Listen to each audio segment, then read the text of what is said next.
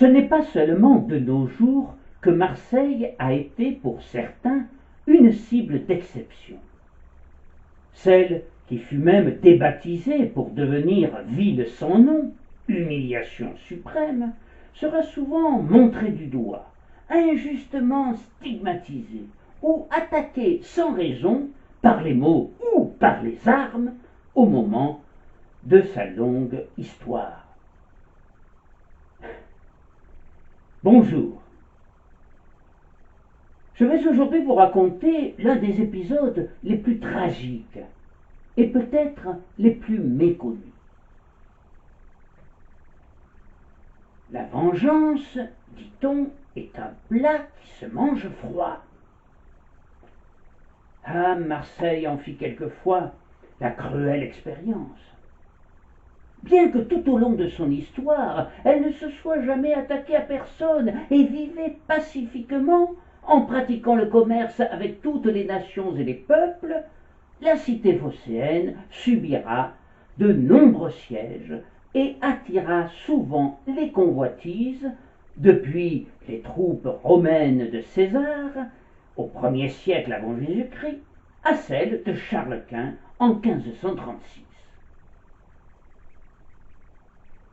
Peut-être la plus féroce de tous, au point que la population parla même d'apocalypse, se produisit en l'an 1423.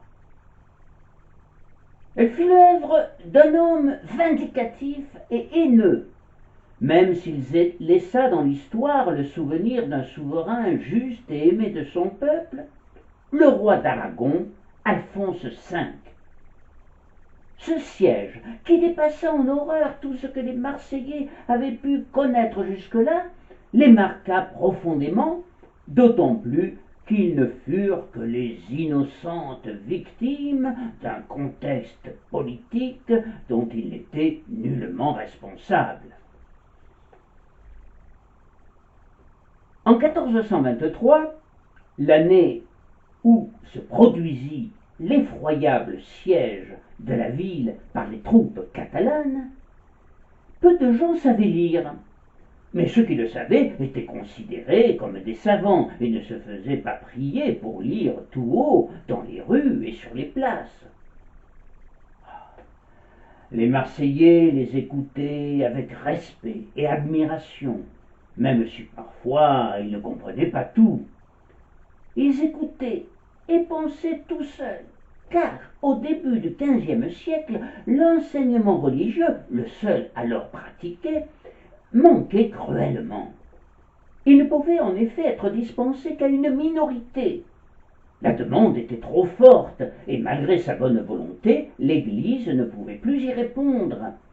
Et les dignitaires ecclésiastiques, débordés, abandonnaient peu à peu cette tâche à quelques lettrés, souvent des ménestriers.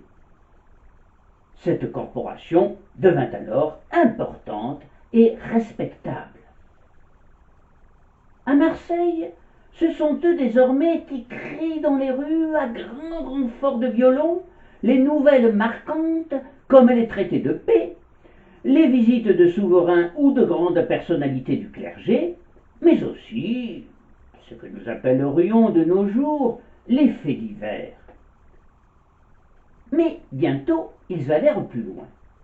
Depuis 1420, un certain Périnet d'Ableville s'était spécialisé dans l'annonce des bonnes nouvelles qui n'étaient pas si fréquentes et dans la transmission orale de la consolation.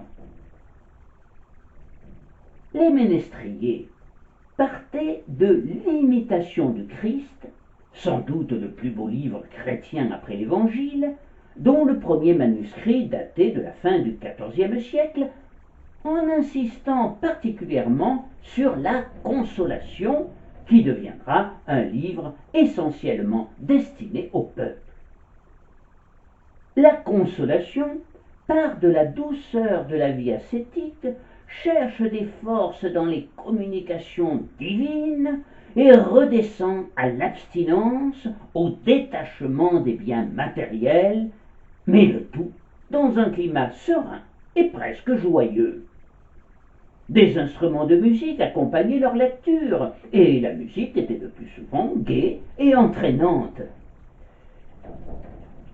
L'émotion du peuple, des femmes, des malheureux et des malades qui étaient encore nombreux dans la société, fut grande quand, pour la première fois, ils entendirent la parole divine, non plus dans la langue des morts, et comme elle leur était dispensée généralement dans les églises, mais comme parole vivante, comme voix ardente du cœur, et manifestation merveilleuse et poétique de leur espérance secrète.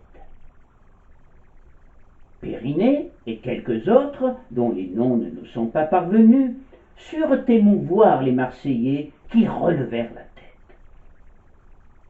L'optimisme de ce langage l'emportait sur la naïveté pourtant évidente. Les Marseillais l'appréciaient. Pour quelle raison? Essentiellement parce qu'ils aimaient la vie dont ils connaissaient le prix depuis la terrible épidémie de peste de 1347, et aussi qu'on leur parlait le plus souvent dans les églises depuis des temps immémoriaux de la mort. Ils voulaient vivre, ces Marseillais, et ils applaudirent aux exhortations de ces joyeux ménestriers. Je ne mourrai point, je vivrai, je verrai encore les œuvres de Dieu. Toutefois, dans le même temps, d'autres prédicateurs commencèrent à distiller leur venin, proclamant que les hommes dans cette ville ne méritaient pas de vivre, qu'ils défiaient Dieu par leur comportement, que sa vengeance serait terrible, que la mort l'emporterait sur la vie et que viendrait bientôt l'Apocalypse. En réaction contre eux, Périnée et de nombreux Marseillais s'efforcèrent d'apporter, dans une époque difficile, comme on l'aura compris, un souffle de gaieté. Les musiciens de rue se multiplièrent, et les Marseillais, toujours plus nombreux, dansaient sur les places au son de leurs instruments. Cette gaieté, un tantinet singulière qui éclatait soudainement quand tout allait mal, ne fut pourtant pas un trait particulier de l'histoire de Marseille en ce début du XVe siècle. Ainsi, par exemple, au Portugal, le roi Pierre Ier, dans son terrible deuil d'Inès de Castro, son épouse assassinée, un deuil qui lui dura jusqu'à la mort, éprouvait un besoin étrange de danse et de musique, comme pour exorciser ses angoisses et calmer sa douleur. Il n'aimait plus que deux choses, les supplices et les concerts. Et ceci, il les faisait étourdissants, violents, faisant utiliser tout exprès pour cela de longues trompettes d'argent. Quelquefois, quand il ne dormait pas, il prenait ses trompettes avec des torches et s'en allait dansant dans les rues. Le peuple se levait alors et se mettait à danser avec lui jusqu'à ce qu'il en eût assez ou qu'il fût épuisé, généralement au petit matin. À Marseille, le baron Philippe de Tramecourt, qui souffrait probablement lui aussi d'insomnie, et qui se débattait dans des dettes abyssales, trouvait également dans la danse un moyen de chasser ses angoisses nocturnes. Il commença par fréquenter de nombreux cabarets et autres tavernes de la ville, puis il prit l'habitude, la nuit, éclairé par des torches, de danser sur la place Mazot, accompagné par des noctambules de plus en plus nombreux et vraisemblablement passablement éméchés. Inconsciemment peut-être, tous ces gens-là tentaient aussi d'exorciser la peur de déambuler dans la rue, la nuit, dans une ville où les voleurs régnaient encore en maître. Il paraît constant que la danse devenait dans beaucoup de pays involontaire et manique. Des décennies après la fin du fléau de 1347, le terrible ébranlement nerveux qui restait aux survivants tourna en danse de Saint-Guy. On vit alors à Marseille, dans les rues et même dans les églises, des gens se saisir violemment la main et former des rondes. Ce n'est pas exactement ce qui se passa en 1423. Mais Marseille fut toutefois, avant et plus encore après le terrible siège, le digne théâtre de ce que l'on appellera la danse des morts, ou danse macabre, qui, faut-il le préciser, fut introduite en France par les Anglais au tout début de la guerre de Cent Ans. On peut s'en étonner, puisque, comme nous l'avons dit, les Marseillais aspiraient à la vie et ne semblaient pas vouloir entendre parler de la mort. Il est vraisemblable que cette danse participait à ce phénomène inconscient d'exorcisation. En septembre 1423, lorsque les chaleurs avaient diminué, on commença à danser, le plus souvent sur les places. Puis les Marseillais se lancèrent dans des rondes joyeuses et effrénées. Rien ne laissait supposer alors le drame épouvantable qui allait se produire 2 mois plus tard, et qui cette fois n'était pas imputable aux rats, comme au temps de la peste, mais aux hommes seuls. Il était en fait la conséquence indirecte d'une situation politique complexe qui remonte à l'année 1400. La cité phocéenne avait été alors une carte maîtresse dans la main du jeune roi de Naples et comte de Provence, Louis II d'Anjou, que les Marseillais appréciaient beaucoup. Cette année-là, il avait épousé en grande pompe Yolande d'Aragon, en la cathédrale Saint-Trophime d'Arles, et bien que natif de Toulouse, il se disait provençal de cœur. Louis II revendiquait le royaume de Naples et attaqua dans ses États le roi Ladislas. Finalement, Ladislas sera battu à Roccasecca, mais Louis, plus guerrier que fin stratège, ne sut pas exploiter ses succès militaires. À la mort de Ladislas, qui n'avait pas d'enfant, en août 1414, sa sœur Jeanne II, âgée d'environ 45 ans, lui succéda. Elle est aussitôt reconnue comme reine de Naples par le pape Martin V. Tout juste élu au concile de Constance, le pape Martin V qui mettra fin au cours de son pontificat au grand schisme d'Occident. Mais le pape Martin se ravise et reconnaît alors Louis III d'Anjou, le fils de Louis II, comme roi de Naples.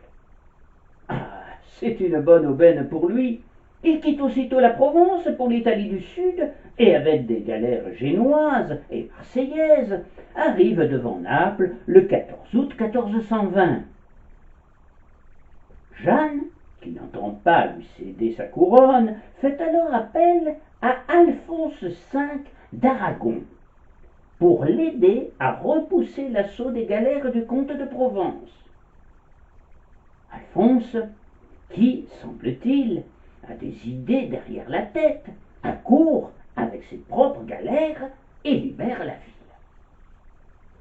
Fasciné par la civilisation de la péninsule italienne, ce souverain, prince de la première Renaissance, rêve de s'impliquer de manière plus active dans les affaires italiennes et, de son intervention à Naples, il pense pouvoir tirer son épingle du jeu. 20 ans plus tard, il fera moderniser et reconstruire en partie par l'architecte majorquin Guilhem Sagrera le superbe Castel Nuovo, l'un des symboles de la ville de Naples. 1420, Jeanne le reçoit donc comme son sauveur et le congratule publiquement, lui promettant son éternelle reconnaissance et lui laissant entendre qu'elle a déjà dépassé la cinquantaine et que n'ayant pas d'enfant, il pourrait à sa mort lui succéder sur le trône de Naples et de Sicile. Alphonse a moins de 30 ans et c'est un ambitieux et un impatient viscéral. Il ne veut pas se contenter de la situation d'héritier putatif du trône. Il souhaite le pouvoir tout de suite. Ces exigences, proférées comme des menaces à peine voilées, irritent la reine, et la belle entente entre eux, comme on peut l'imaginer, vole en éclats.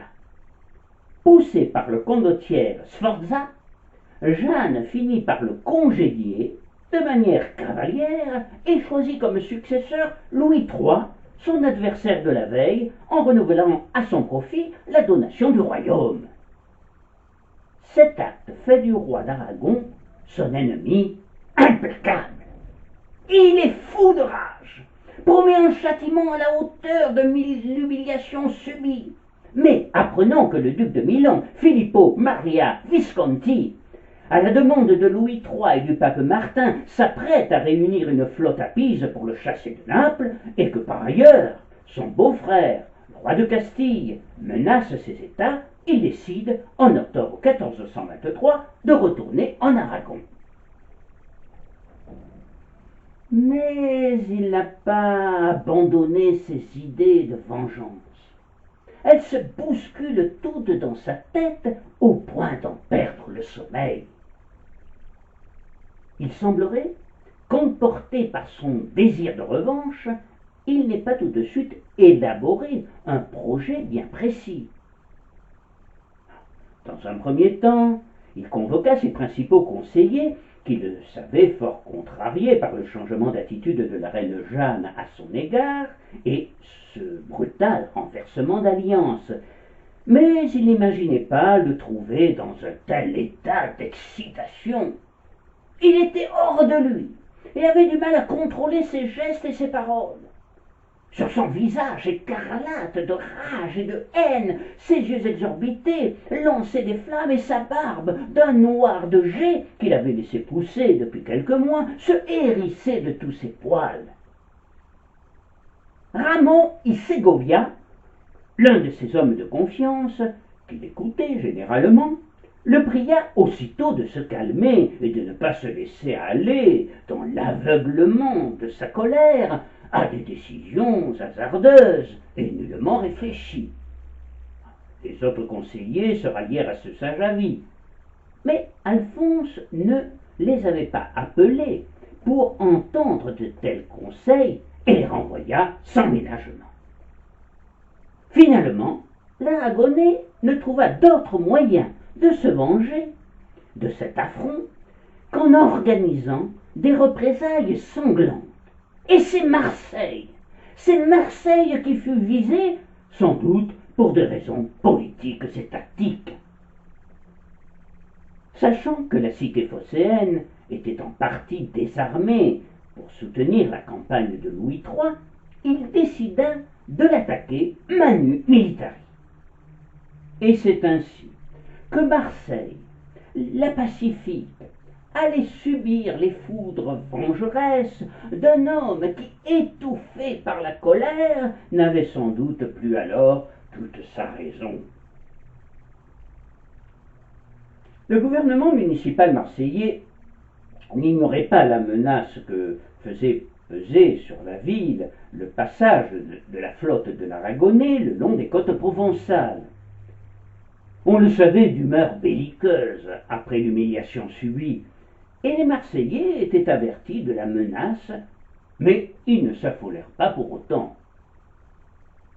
Toutefois, ils avaient cru plus prudent de mettre à l'abri, à l'intérieur des remparts de leur ville, dès la mi-octobre, tout ce à quoi ils tenaient le plus, à savoir le trésor de l'abbaye de Saint-Victor et les reliques de Saint Louis d'Anjou conservées au couvent des frères mineurs. Natif de Brignoles, ce fils de Charles II d'Anjou et petit-neveu du roi de France Louis IX, Saint-Louis, est livré en otage au roi d'Aragon à l'âge de 14 ans jusqu'à 21 ans, en même temps que ses deux frères et que 60 seigneurs provençaux et 20 notables marseillais. C'était la condition exigée par la Catalogne pour la libération de son père, qui avait été fait prisonnier après sa défaite en juin 1284. Louis avait fait part à son entourage de son désir de se faire prêtre, et pendant sa détention, il fut nommé évêque de Lyon par le pape.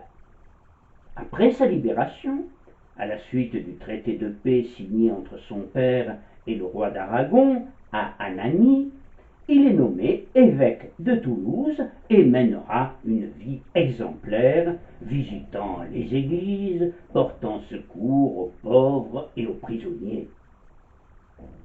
Tombé gravement malade alors qu'il se trouvait dans sa ville natale, il meurt subitement à l'âge de 23 ans et aussitôt sa réputation de sainteté se répandit dans toute l'Europe. Son cerveau fut confié au couvent de Santa Chiara à Naples et ses ossements déposés dans un reliquaire au couvent des frères mineurs rue du Tapis Vert à Marseille où il fut enterré. On lui attribua, peu de temps après sa mort, de nombreux miracles et il fut rapidement canonisé. Les Marseillais conservaient pieusement ce reliquaire, et c'est la raison pour laquelle ils le mirent aussitôt en lieu sûr à l'arrivée d'Alphonse. Sa flotte, tant redoutée, était composée de 18 galères et de 12 vaisseaux. Elle avait été aperçue depuis Nice et Toulon. Honoré Cornu était l'un des magistrats de la ville. Son grand-père, l'amiral Guillaume Cornu, l'un des recteurs de la commune de Marseille à la fin du siècle, avait été tué au cours d'un combat naval qui opposait sa galère à celle de l'amiral aragonais Roger de Loria. On peut donc dire qu'Honoré Cornu ne portait guère dans son cœur les Aragonais, et il s'en méfiait encore plus depuis que le très fantasque Alphonse V était monté sur le trône d'Aragon. Il ne cachait pas son inquiétude lors des réunions fréquentes des édiles de la ville. Il savait bien que Marseille ne disposait pour défendre les remparts que de 360 hommes médiocrement armés. Mais surtout, elle était privée de sa flotte, car il faut rappeler que Louis III avait emmené à Naples les meilleurs navires du port. De surcroît, les bâtiments qui restaient avaient été désarmés en vue de l'approche de l'hiver. Mais les autorités se voulaient confiantes et pensaient que les Aragonais ne prendraient pas le risque de s'attaquer à Marseille et de perdre un temps précieux, pressés qu'ils étaient de rentrer chez eux pour repousser toute agression du roi de Castille. Cet excès d'optimisme nous fut fatal. Au petit matin, ce 19 novembre, sous une pluie battante et une pénombre percée à intervalles réguliers d'éclairs lumineux, les surveillants des postes de guet de Marseille-Vert signalent l'arrivée de la flotte aragonaise au large de la ville. Et le lendemain, un premier contingent de soldats débarque dans une anse située à l'ouest de Saint-Victor, probablement l'anse des Catalans, qui ne prendra cette nomination qu'au XVIIIe siècle, et pour une autre raison, car c'est dans cette crique que des pêcheurs catalans s'installèrent après la peste de 1720. C'est aussitôt le branle-bas de combat. Le tocsin retentit dans toute la ville. La garnison du jeune chevalier Arnaud de Villeneuve, grand viguier de la cité, prend position sur les créneaux de la tour Maubert. La chaîne est tendue entre les passes. Un bateau de commerce, propriété de Bertrand de Forbin, se positionne courageusement à l'entrée du port. Mais il est déjà trop tard.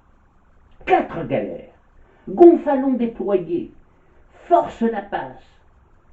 Sur le pont de la nef Forbin, la mêlée tourne à l'estrapade. Dans les flancs éventrés, les défenseurs du grand viguier agonisent. Tue, tue, hurle la soldatesque d'Aragon. Le navire est coulé par les 4 galères et la chaîne brisée. Le principal obstacle étant franchi, l'envahisseur met pied à terre et tente d'incendier la tour Maubert. Mais la pluie qui tombe toujours battante éteint dans un premier temps le brasier. Ah, ce n'est là qu'un bref répit. Les soldats aragonais, ivres de sang, n'épargnent personne. Pourtant, les habitants se défendent avec courage et tentent de protéger leurs maisons. Mais toutes, les unes après les autres, sont saccagées ou incendiées. Les commerces et les échoppes sont brillés, sont brisés, sont pillés. Rémy du Châtel, qui tente de protéger sa teinturerie, est arrêté, ligoté et battu à mort, son échoppe incendiée. Les plus belles habitations, aux fortes charpentes de bois, s'embrasent d'autant plus facilement que la pluie cesse et qu'un violent mistral se lève et attise le feu. Les Marseillais sont consternés. Le mistral lui-même les trahit et se met au service des ennemis. Le pillage et l'incendie durèrent 3 jours. Les chroniqueurs, témoins des faits, ont rapporté des scènes particulièrement épouvantables où nulle différence ne fut faite entre le sacré et le profane. Le désastre fut à son comble. Une seule chose dépassa la misère des victimes, ce fut l'atrocité sans miséricorde des bourreaux. Certains habitants se réfugiaient dans les églises, emportant avec eux leurs biens les plus précieux. Les prêtres ne pouvaient que leur recommander la prière, et certains hurlaient en suppliant le Seigneur d'épargner leurs ouailles. Les oblates affolés tentaient de dissimuler l'or dans les cryptes. Dans les clochers, les bedeaux se pendaient aux cordes des bourdons. Mais les églises, dérisoires refuges, étaient incendiées et leurs occupants brûlaient vifs. Quand le feu s'était éteint, les incendiaires venaient fouiller les ossements calcinés et les ruines fumantes pour y chercher des parcelles d'or et d'argent. Les prêtres étaient poursuivis. On leur reprochait de venir en aide à la population et on les traquait comme des bêtes fauves. Ceux qu'on parvenait à saisir étaient dépouillés de tous leurs vêtements et on les flagellait jusqu'à ce que la mort s'ensuivît. Un de ces malheureux, un jeune moine, dans le plus simple appareil, parvint à s'esquiver et à se cacher dans les fourrés. Il fut retrouvé 3 jours plus tard, presque mort de faim, de froid et de peur. Des témoins effarés par ce qu'ils voyaient rapportèrent aussi que certains des assaillants, visiblement gorgés de vin, venaient tour à tour satisfaire aux besoins les plus vils de la nature sur les autels dépouillés et y découper des viandes saignantes.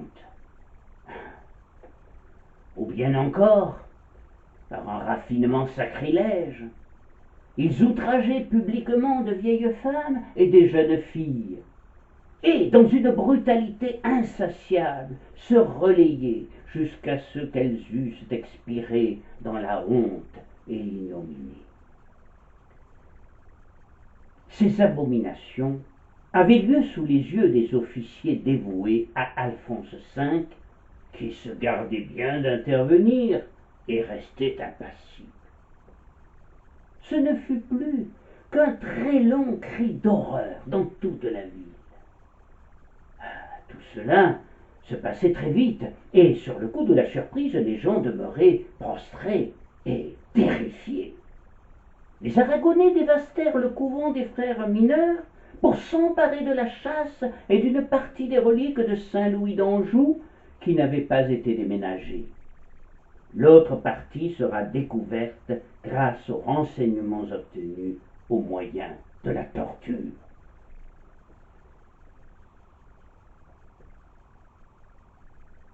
Le soir du premier jour de l'assaut, partout dans la ville, des lueurs d'incendie rougeoient dans la nuit d'encre. Des cris de femmes et d'enfants montent vers le ciel, d'où l'on se prend à espérer que viendra la délivrance.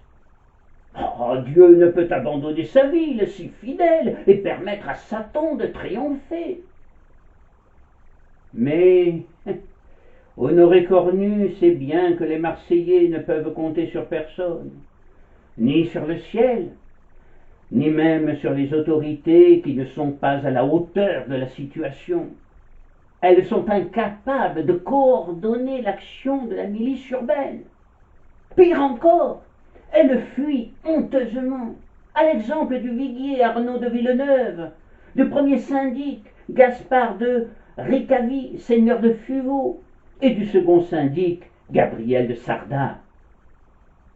Alors, Cornu et quelques spadassins roulent des tonneaux de poids, torches allumées, épées au clair, lances hérissées, ils s'acharnent avec l'énergie du désespoir.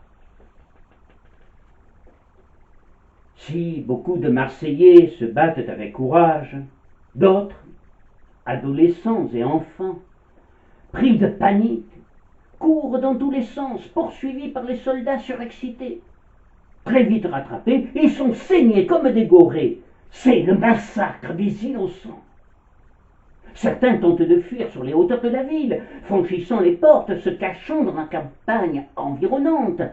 C'est là la vengeur, l'incroyable colère d'un prince inhumain qui semble surgir de l'enfer contre un peuple désarmé et innocent. On parlera avec effroi d'apocalypse, de fin du monde, d'arrivée imminente de l'Antéchrist. L'expression sera reprise par plusieurs chroniqueurs.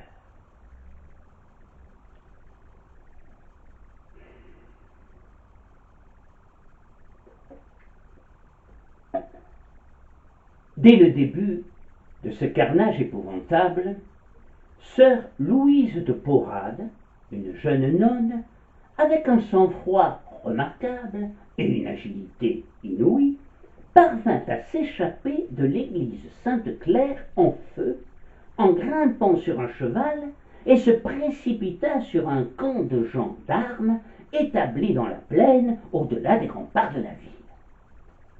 Elle fit réveiller tous les soldats en leur criant dans les oreilles que Marseille était sournoisement attaquée par la mer et qu'il fallait la secourir au plus vite. Les soldats, à moitié vêtus, cherchèrent dans l'obscurité une arme, un casque, puis sortirent de leur tente, encore titubants de sommeil, en se demandant s'ils n'étaient pas victimes d'une hallucination. Cette nonne, par ailleurs au visage juvénile et ravissant, qui surgissait brusquement, avait quelque chose d'irréel. Mais bientôt, à son tour, le capitaine Raoul Fromont, accompagné de quelques hommes, arriva au camp, confirmant les dires de Louise. Il n'y avait pas en effet un seul instant à perdre. Quelques minutes plus tard, ces soldats entrèrent dans la ville, déjà à feu et à sang.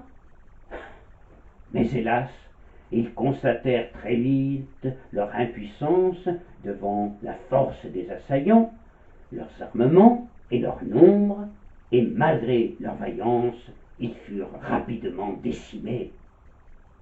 Le capitaine Fromont, alors que tous ces hommes tombaient, frappés inexorablement les uns après les autres, se hâta dans la pénombre afin de retrouver son cheval pour tenter de s'enfuir.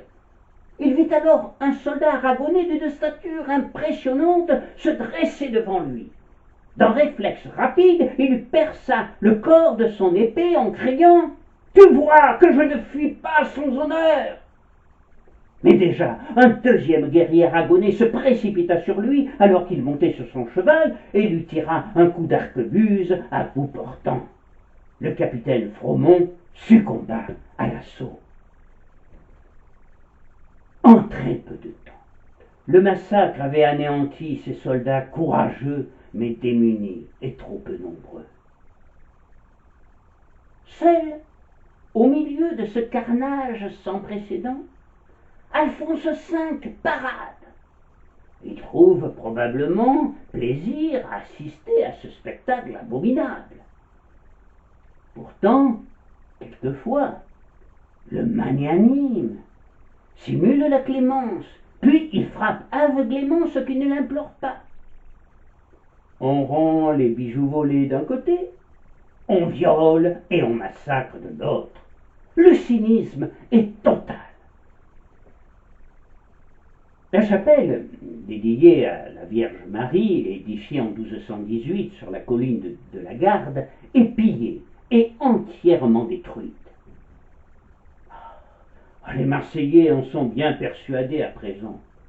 L'Antéchrist, c'est lui, l'Aragonais, Alphonse, dit le magnanime. Oh, oh, oh, quelle aberration!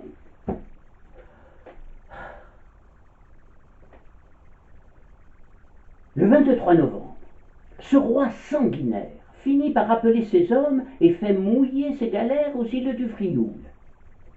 Il ne repartira en Aragon qu'à la fin du mois de novembre, en emportant comme trophée les fameuses reliques de Saint-Louis et les 2 parties de la chaîne du port qui restent toujours exposées aujourd'hui sur les murs de la cathédrale de Valence en Espagne. Mais les malheurs de la ville ne s'achevèrent pas pour autant, car après le retrait des soldats, des hordes de brigands surgirent, bien décidés à s'approprier les restes de la razzia. Visages barbouillés de suie, ces mascarades de l'ombre finirent le travail macabre des barbares de Catalogne. Le viguier d'Aix-en-Provence, Louis de Bouillier, vicomte de Reillanne, arriva enfin pour faire cesser le pillage et tenter de ramener de l'ordre. La mise à sac de Marseille, en novembre 1423, épisode relativement peu connu de nos jours, est probablement l'une des plus grandes catastrophes que la ville ait subies dans sa longue histoire.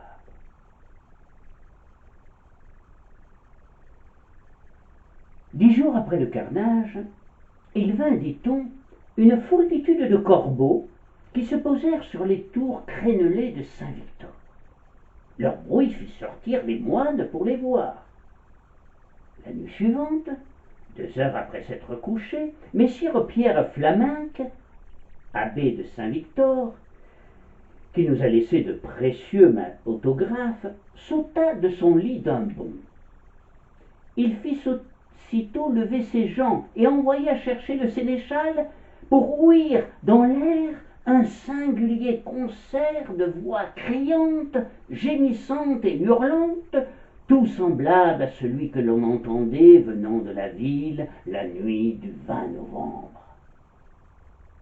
Ces sons étaient si distincts que le sénéchal, croyant à une nouvelle attaque, fit appeler des gardes pour courir en ville avec lui et empêcher de nouveaux massacres.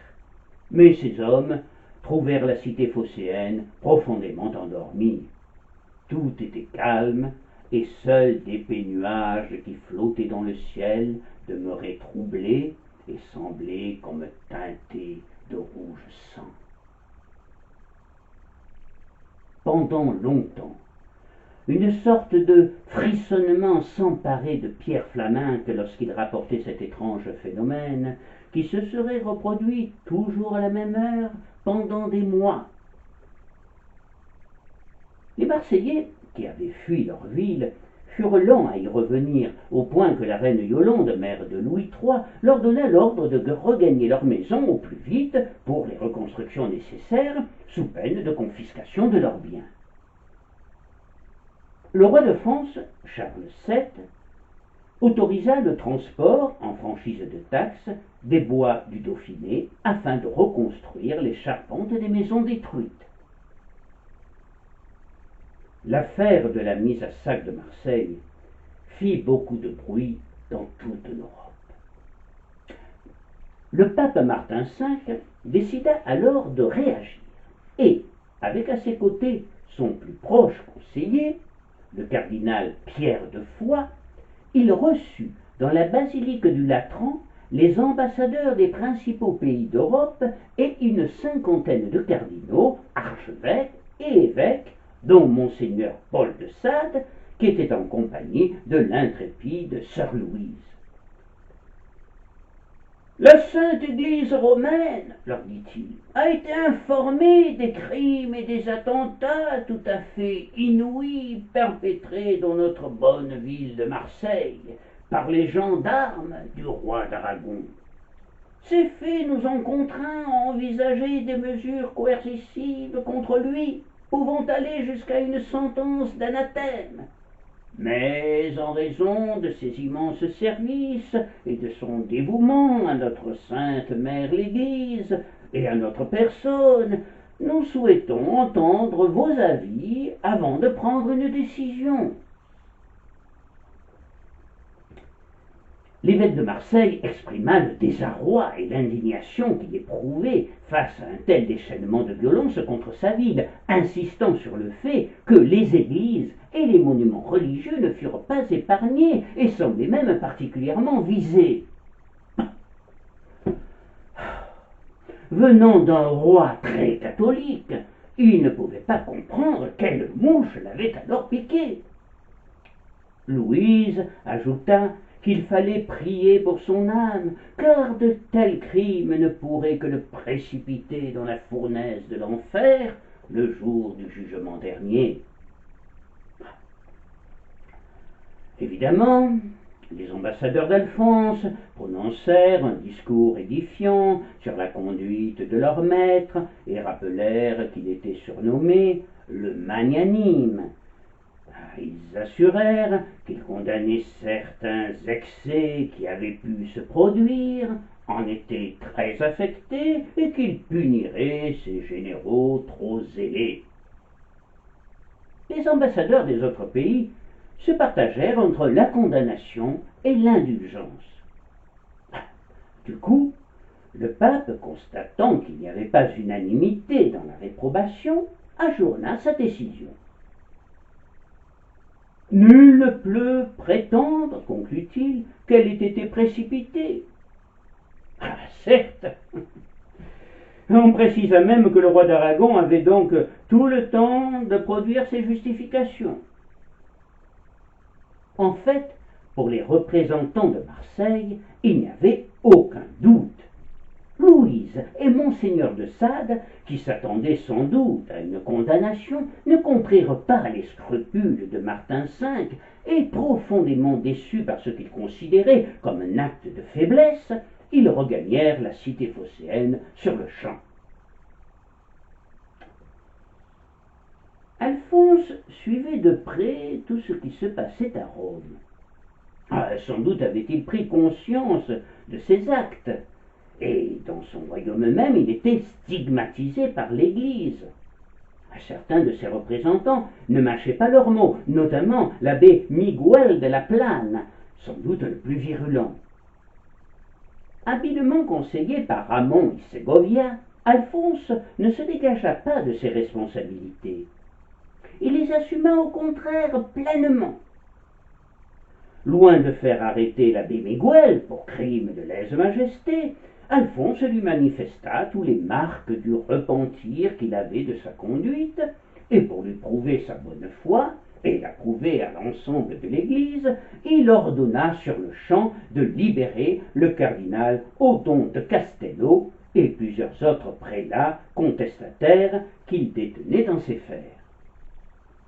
Puis, il assura publiquement qu'il regrettait sincèrement ces événements et qu'il ferait repentance, promettant notamment de restituer à Marseille les reliques de saint Louis d'Anjou, dont la perte affectait vivement la population profondément attachée au souvenir de ce saint. Elles furent l'objet de nombreuses démarches de la ville auprès d'Alphonse V, du cardinal Pierre de Foix, légat du pape Martin V auprès du roi d'Aragon, et de Charles VII, roi de France. Mais toutes ces démarches seront vaines malgré les assurances d'Alphonse, et ce n'est en définitive qu'en juin 1956 qu'elles seront en partie restituées à la ville, où elles seront déposées et vénérées dans l'église Saint-Féréol-les-Augustins.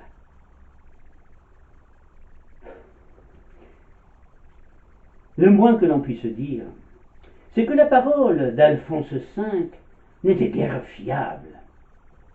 Mais c'était assurément un bon comédien, et le pape, dit-on, fit part de son émotion auprès de ses proches lorsque le puissant monarque implora son pardon dans l'humble posture des suppliants. De surcroît, connaissant l'attrait du pape pour l'argent, Alphonse lui offrit en cadeau un cerf empaillé plein de pièces d'or. Et l'affaire se termina ainsi, laissant les Marseillais amers et désormais méfiants envers ce pape, un tantinet cupide et à l'indulgence suspecte. La vie alors reprit lentement son cours, et pour assurer la sécurité de l'entrée du port, un navire fut affecté à la garde de la Passe, et en 1425, une nouvelle chaîne fut réinstallée. Ce ne sera toutefois qu'en 1451 qu'enfin une paix précaire fut signée avec les Aragonais. L'un des signes de ce retour à des relations apaisées fut la création d'une juridiction fameuse, celle des prud'hommes pêcheurs de Marseille. Le commerce retrouva alors un peu de couleur. La cité phocéenne sortait enfin de son désœuvrement et de son marasme.